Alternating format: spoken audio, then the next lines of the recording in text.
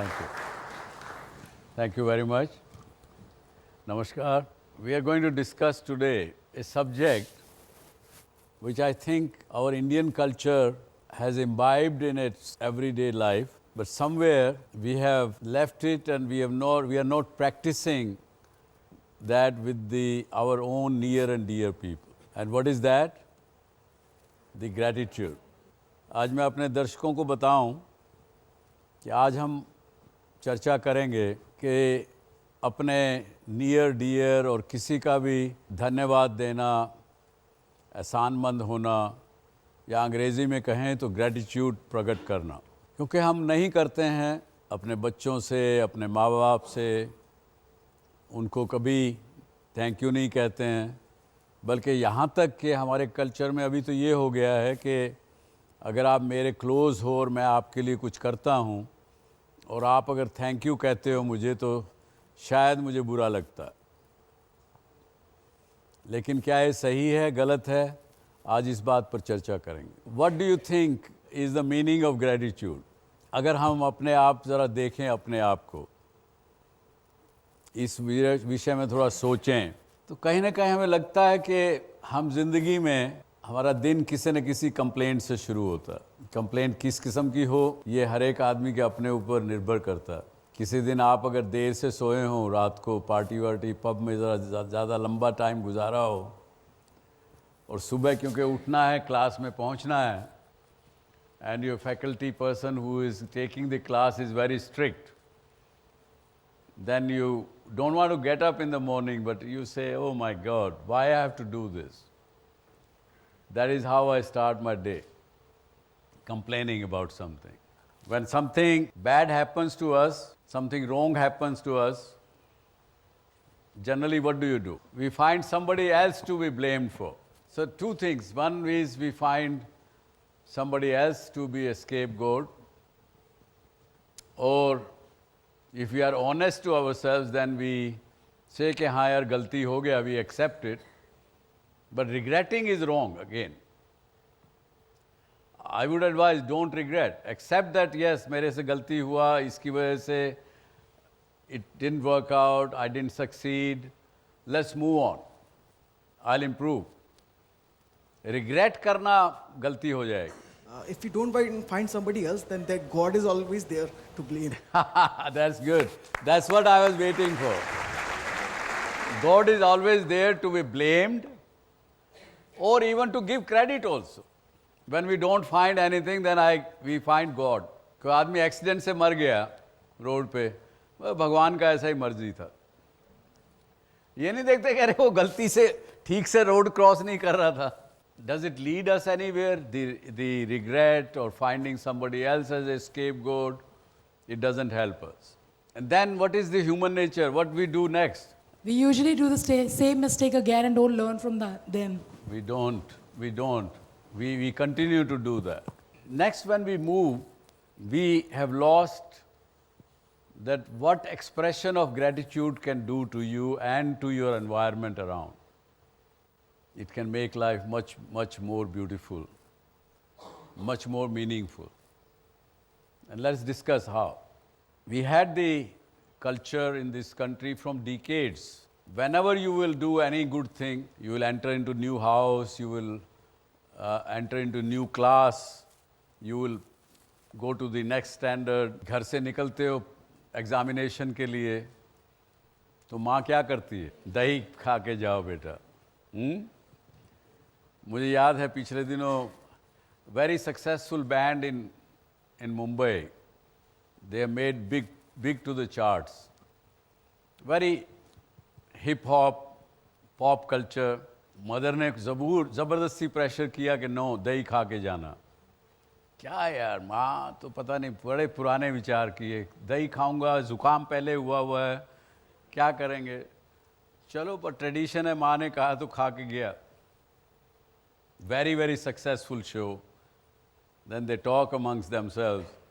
यार कुछ भी मानो, हमारा ट्रेडिशन में दम तो है।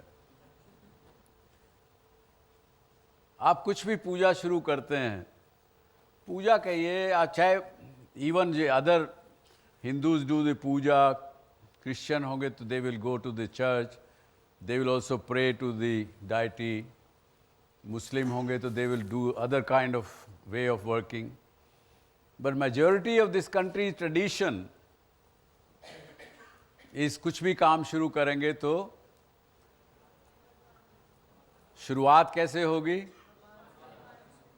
पितृदेवो भव, ग्राम देवता भव, ओम सो एंड सो, सबके नाम लेंगे, यानी यहाँ तक पेड़ पौधों के नाम लेंगे, क्योंकि ये सोसाइटी थी ऐसी जो एनवायरनमेंट को बड़ा प्रोटेक्ट करती थी. This was another way of gratitude ना. हम भूल गए और वेस्ट तो खैर जानता ही नहीं था इन बातों को. उन्होंने दूसरे रूप से किया इसमें. उन्होंने क्या कहा, बोलो यार ऐसे तो लोग कोई सोचेंगे नहीं, कुछ करेंगे नहीं. मदर डे डिक्लेयर कर दिया, फादर्स डे डिक्लेयर किया, मदर इन लॉ डे भी है वहाँ यूएसए में. Like that, there are 27 days they have. They have to be reminded to thank. जब हमारी ट्रेडिशन है हम उसको भूल गए. Anyway, I would like to thank somebody here who we have captured, who has done some good thing in life for the society and have become a change agent. I'm sure you would like it and you will also want to become one of the change agent. Uttar Pradesh के बलिया जिले में बसे करीब 3 लाख लोग पिछले 15 सालों से पानी में आर्सेनिक की अधिक मात्रा होने के कारण कई बीमारियों से जूझ रहे थे. कई तरह के चर्म रोग और पेट की बीमारियों से ग्रसित इन लोगों ने कई बार सरकार से गुहार लगाई, लेकिन कोई फायदा नहीं हुआ. सरकार ने आर्सेनिक को साफ करने के लिए प्लांट्स तो लगाए, लेकिन न ही कोई इनको देखने वाला आया और न ही कोई सफाई करने वाला. और आर्सेनिक की मात्रा इस पानी में भी ज्यों की त्यों रही. जब सब रास्ते बंद होते नजर आने लगे, तब कुछ गांव वासियों ने ही खुद ही हालात बदलने की ठान ली और कनाडा से आए एक साइंटिस्ट के मार्गदर्शन से बलिया के एक गांव में रहने वाले विनोद शाह ने सीखा पानी को आर्सेनिक फ्री करने का तरीका.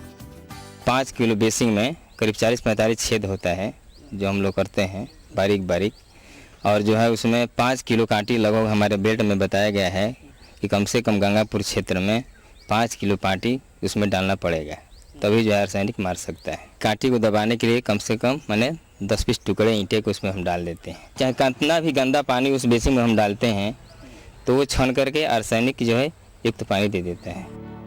फिर क्या था, विनोद ने इसी तरीके को बलिया जिले के हर गांव, हर घर तक ले जाना शुरू किया और गांव के लोग भी इनके साथ जुड़ते चले गए. महज एक बाल्टी, बालू, ईंट और लोहे के कांटों से घर घर में आर्सेनिक क्लीनिंग प्लांट्स बनते चले गए और स्थिति अब सुधरती नजर आ रही है.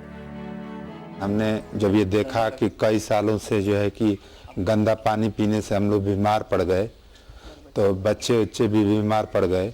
उस कारण से मैंने अपने पास भाइयों से कहा कि मुझे एक आर्सेनिक मुक्त कोई फ़िल्टर बताइए. तो फ़िल्टर हमने लगा लिया और इसका पानी शुद्ध मिलता है. पहले लोग पेट की बीमारियों से, स्किन डिजीज, तरह तरह की बीमारियां हो जाती थी और इस पानी के सेवन करने से वो तमाम तरह की जटिल जो बीमारियां थी वो उनसे लोगों को बहुत हद तक निजात मिल चुका है. एक सपना यूं ही हकीकत नहीं बन जाता और ये इन लोगों ने समझ लिया है कि सपना अगर एक हो तो साथ मिलकर उसको हासिल करना नामुमकिन नहीं.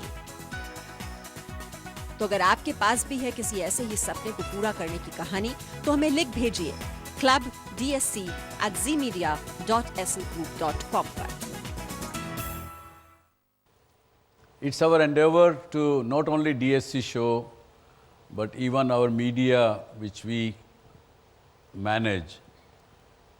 We will be wanting to bring more and more people to the light, to the people, to the society who are becoming the change agent without waiting for the government to join.